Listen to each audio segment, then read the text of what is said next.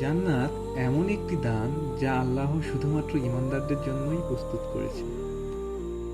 এই জান্নাত এমন যা কোনো চোখ কখনো দেখেনি, কোনো কান কখনো শোনেনি, এমনকি মানুষের কল্পনাও সেখানে পৌঁছাতে পারে না। জান্নাতের তুলনা পৃথিবীর কিছু দিয়ে হয় না। তাই এই ভিডিওতে আমরা কোরআন ও হাদিসের উল্লেখিত জান্নাতের কিছু বিবরণ প্রতীক হিসেবে অনুভব করার চেষ্টা করব। হাসরের মাঠে হিসাব নিকাশ হবে। সেখানে কার জন্য থাকছে জান্নাত, কার জন্য জাহান্নাম। এবার কল্পনা করুন আল্লাহর অনুগ্রহে আপনি সেই সৌভাগ্যবান ব্যক্তি যার জন্য নির্ধারিত হয়েছে জান্নাত। জান্নাতে প্রবেশের আগে মানুষকে পরিশুদ্ধ করা হবে। একটি বিশেষ নদীর পানিতে গোসল করানো হবে।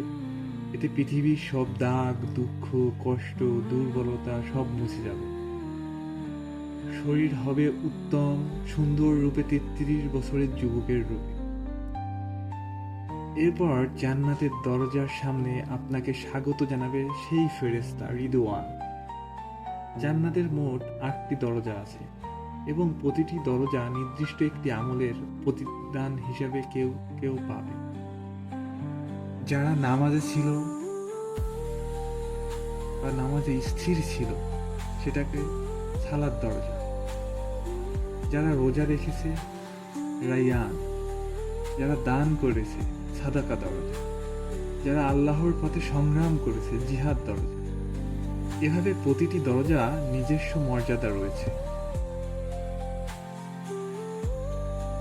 দরজা খুলে যখন আপনি জান্নাতে প্রবেশ করবেন, এমন সুবাস, এমন মৃদু বাতাস অনুভব করবেন যা পৃথিবীতে কখনো পাওয়া যায় না। সব দুঃখ, সব অনুশোচনা মুছে যাবে। শুধু শান্তি, সুখ আর নিরাপত্তা বাকি থাকবে। জান্নাতে থাকবে এমন জীবন যার কোনো শেষ নেই, কোনো অসুখ নেই, বার্ধক্য নেই, ব্যথা নেই। ফেরেশতারা আপনাকে বলবে, আল্লাহর পক্ষ থেকে শান্তি তোমার উপর বর্ষিত হোক, চিরকাল এখানে থাকো। প্রথমে দেয়া হবে প্রাসাদ, বাগান, নদী এবং এরপর আপনার মন যা চাইবে সবই আল্লাহ উপহার দেবেন। আপনি সোনার রূপার ইট দিয়ে তৈরি ঘরে বসবাস করবেন, মাটির সুগন্ধ